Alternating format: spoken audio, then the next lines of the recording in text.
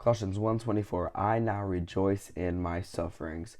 I'm going to stop there. It keeps going, but look at that beginning. I rejoice in my sufferings. When we are going through things, the posture is a posture of rejoicing. It's a posture of praying God in joy. Because if we don't have that posture while we're going through sufferings, we will bring back what Jesus defeated at the cross. He bore our griefs and carried our sorrows, so we are not authorized to live that way. But in our sufferings, if we're not going with rejoicing and joy, we bring that sorrow back. We allow sorrow in, and we get into a place of defeat because we allow it in. Because that's what it is. When you're sorrowful, you just want to kind of sit and rot in bed and cry all day. That's not a posture of flow of God, a flow of God at all. Not at all, is it? So that's what that'll do. If we put ourselves in a posture of rejoicing while in suffering, that's our way out. That's our way out when we're rejoicing, because we're looking at Him.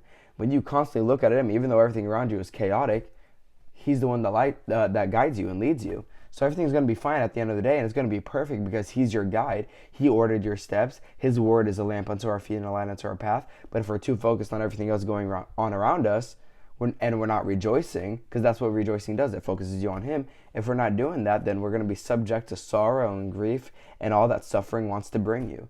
See, suffering is not something God authorized for you to do.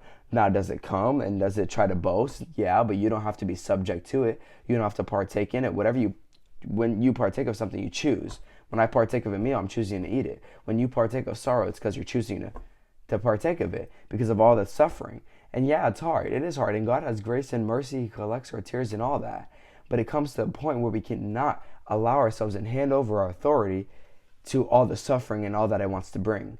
Because Jesus Christ defeated it all at the cross. So we are not subject to any of it. So if there's any suffering, yeah, it might be hard. But if you go out rejoicing, if you keep rejoicing in it, it will get you in a flow where you can't even notice the suffering, where the suffering can't even affect you because you're so fixed on God. And the flow of heaven is the flow you're embracing, not whatever the flow the suffering wants to bring you.